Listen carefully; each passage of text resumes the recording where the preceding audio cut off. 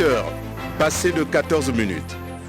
Invité de ce 7h dominical, Armel Fridolin Mbouloukoué, directeur général du Fonds d'impulsion, de garantie et d'accompagnement de très petites et moyennes entreprises.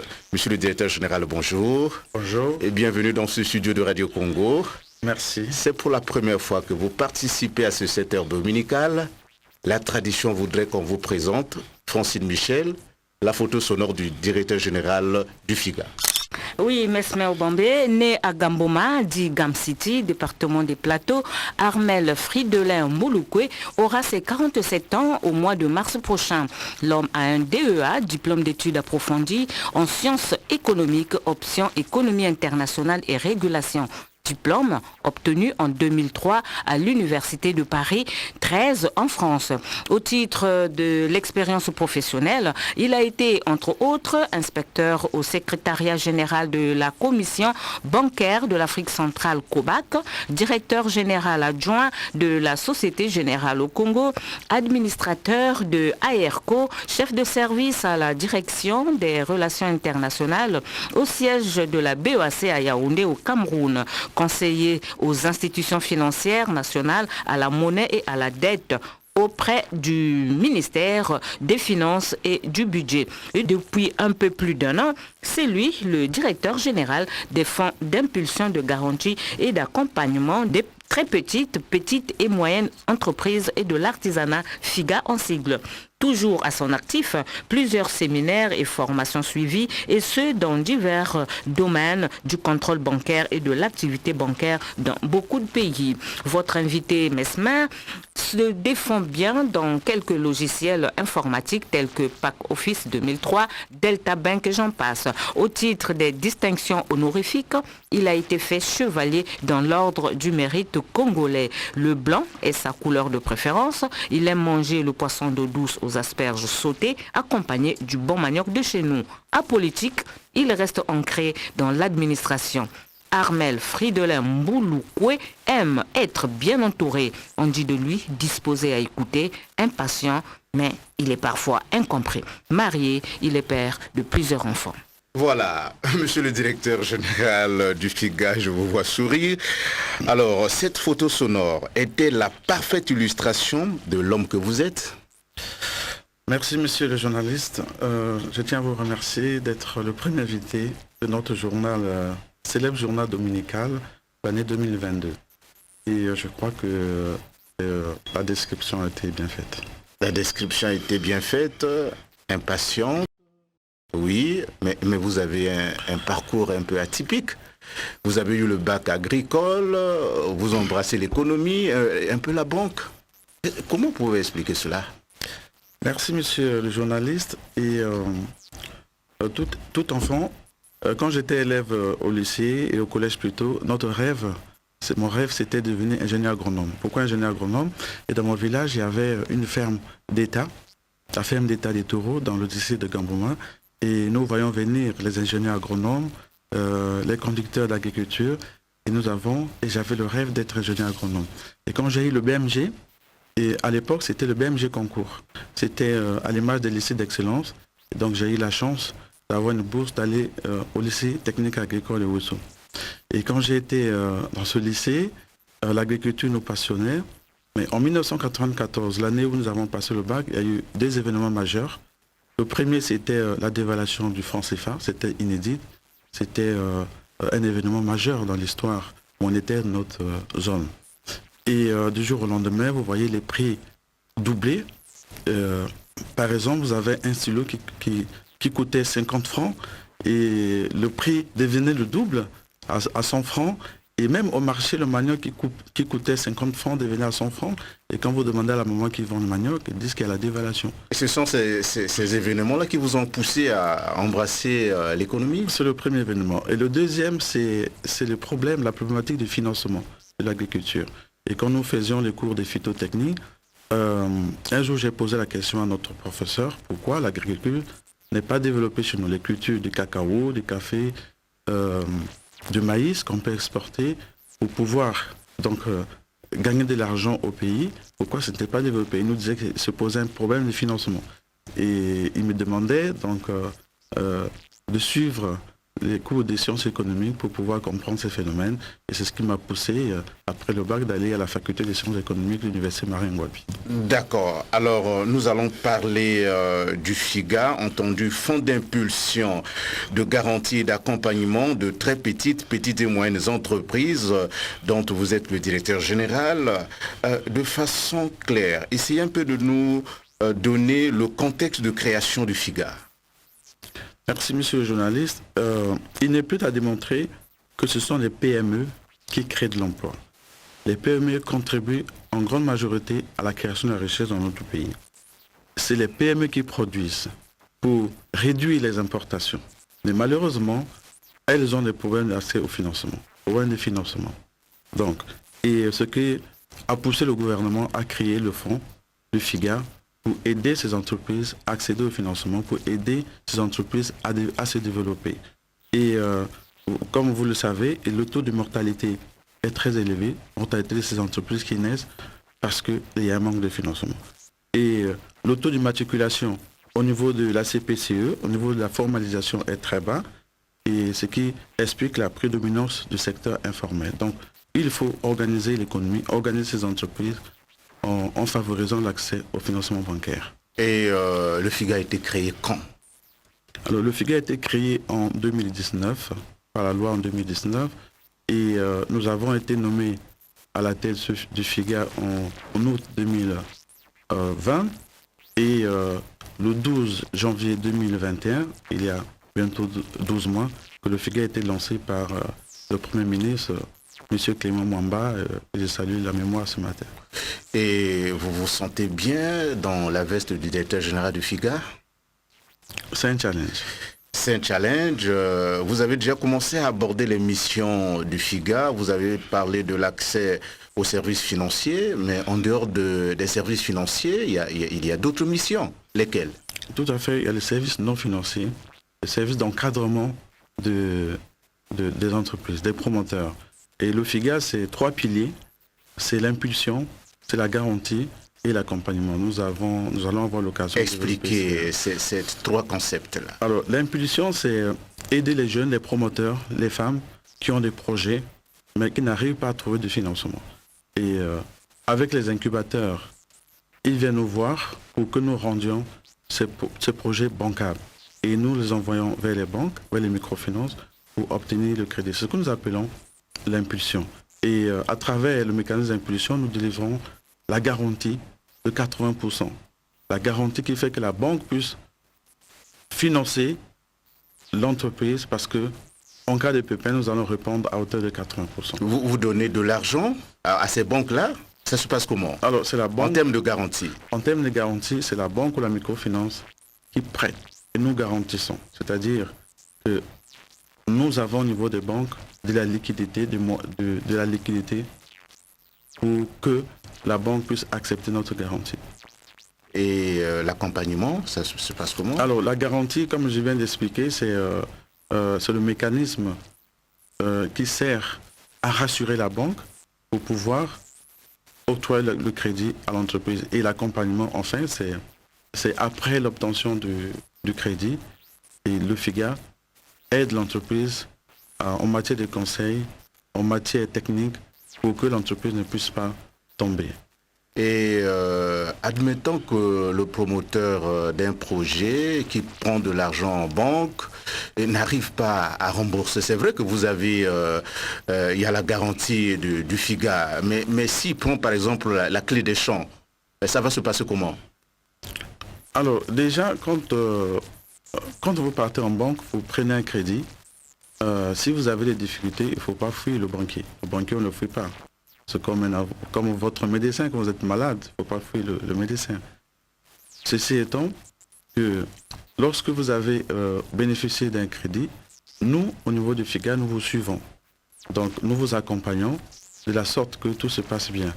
Et prendre la clé des champs, ce n'est pas une bonne option pour quelqu'un qui veut gagner de l'argent, pour quelqu'un qui veut développer son entreprise. Est-ce qu'il y a des sanctions qui sont prévues pour ces genres de délinquants, par exemple?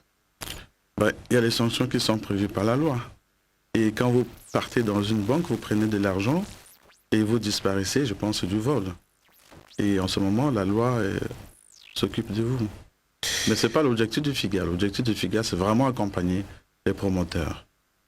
Accompagner les promoteurs, essayez un peu de nous parler des conditions d'obtention de ces garanties-là. Ça se passe comment? Alors, comme je disais tantôt, il y a deux types de garanties. Il y a la garantie d'impulsion.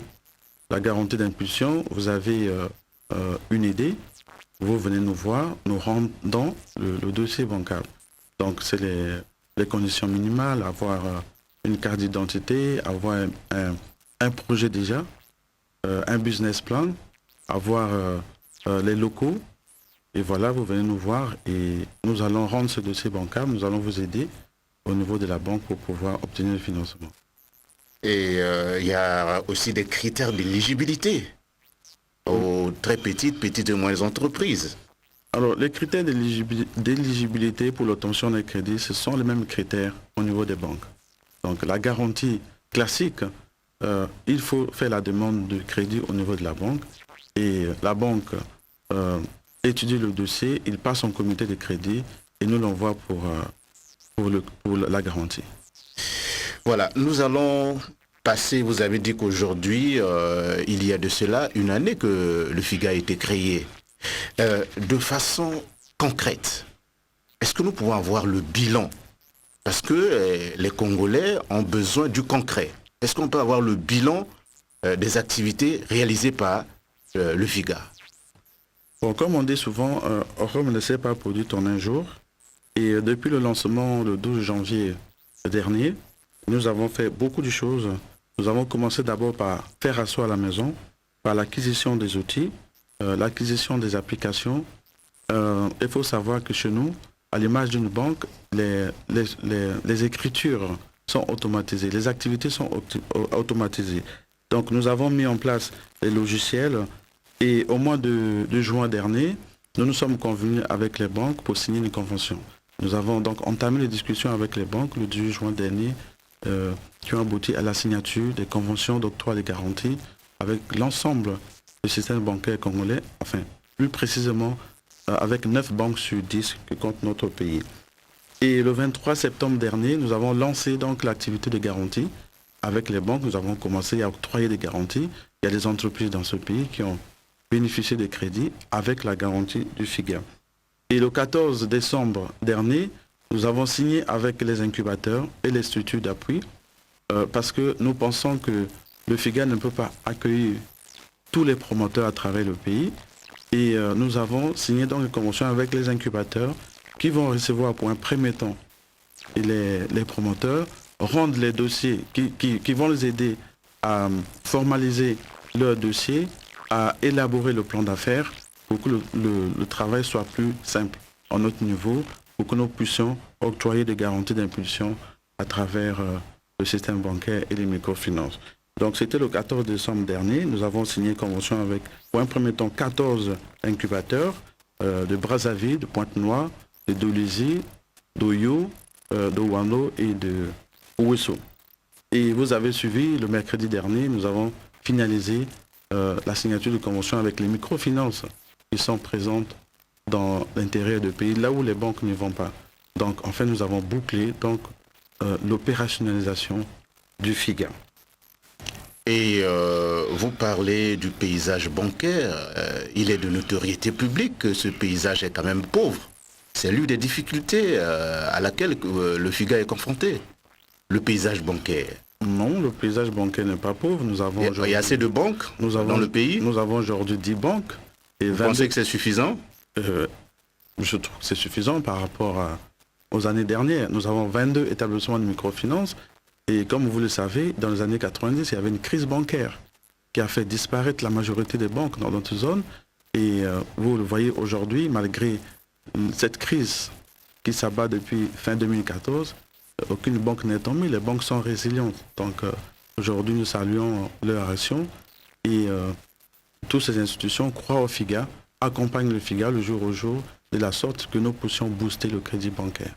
Monsieur le directeur général du FIGA, Puisque vous parlez des entrepreneurs qui ont bénéficié justement d'un certain nombre d'avantages dans le cadre du FIGA, ils sont au nombre de combien aujourd'hui?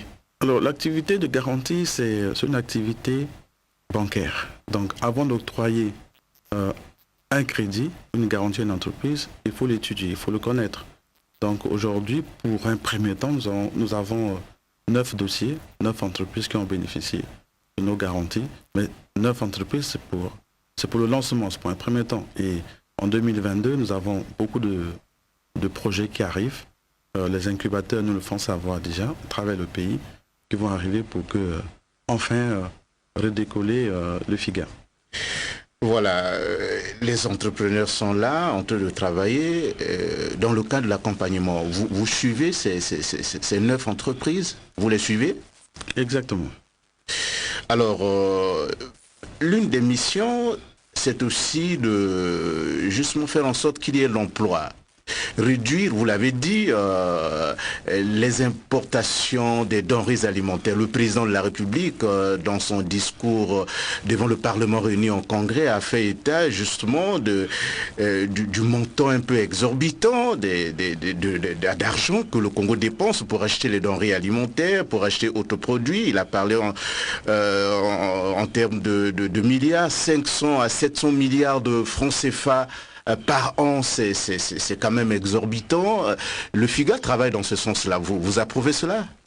Tout à fait. Dans le cadre de la réduction justement des importations. Tout à fait. Le président de la République a souligné le montant élevé des importations, alors que nous avons tous les atouts, les terres fertiles, les conditions climatiques favorables pour pouvoir produire, pour pouvoir importer, réduire les importations.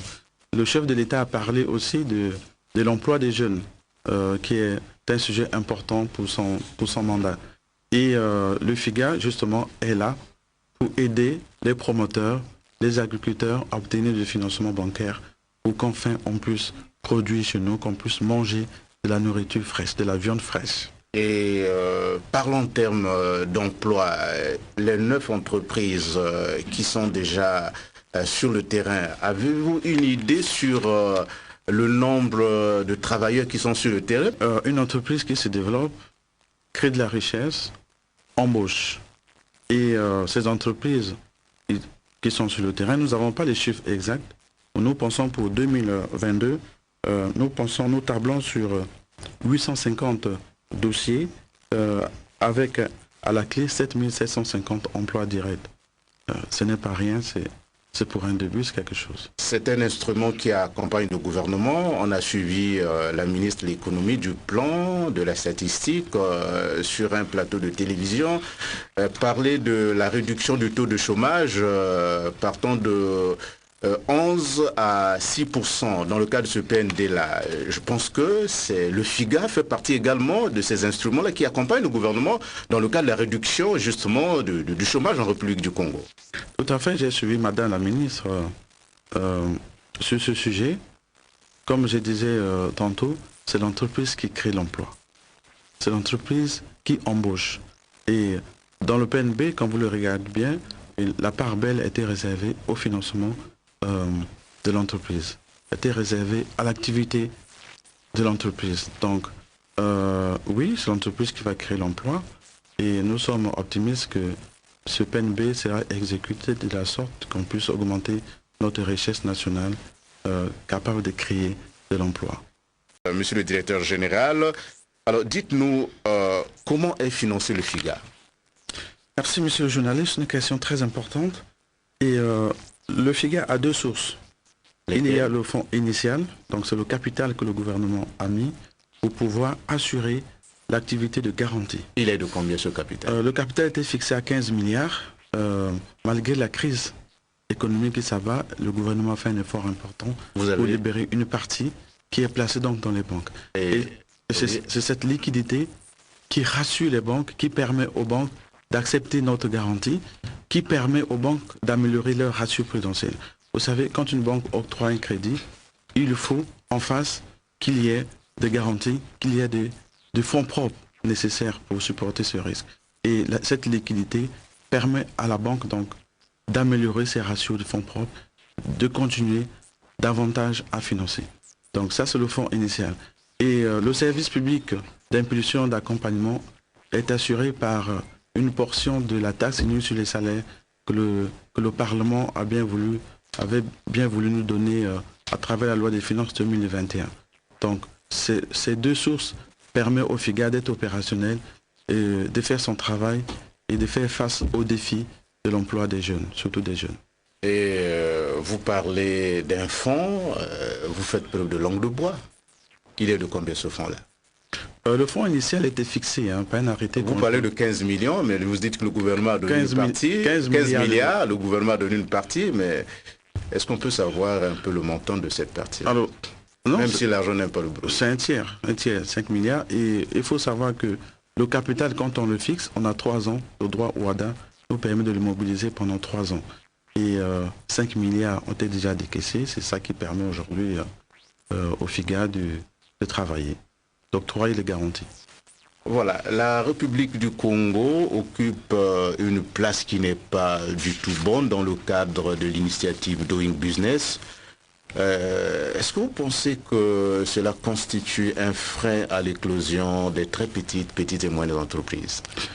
Les questions de financement occupent une place importante dans le classement de Doing Business. Le fait d'avoir créé le FIGA, d'avoir facilité l'obtention de financement est un point positif dans l'amélioration de notre classement au niveau mondial.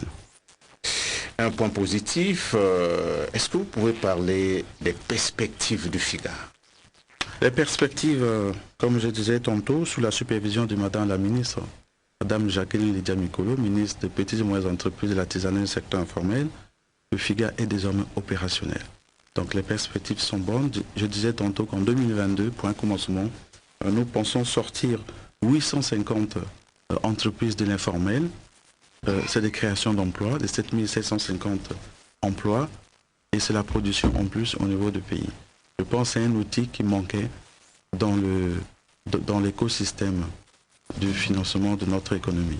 Et vous avez les entreprises qui ont besoin de financement et les banques qui ont de la liquidité mais qui rechignent à donner du crédit, et le FIGA est là pour les rassurer. Le FIGA est là pour les rassurer. Nous sommes arrivés pratiquement à la fin de ce 7h dominical. Et si vous avez un dernier mot, c'est à l'endroit de qui?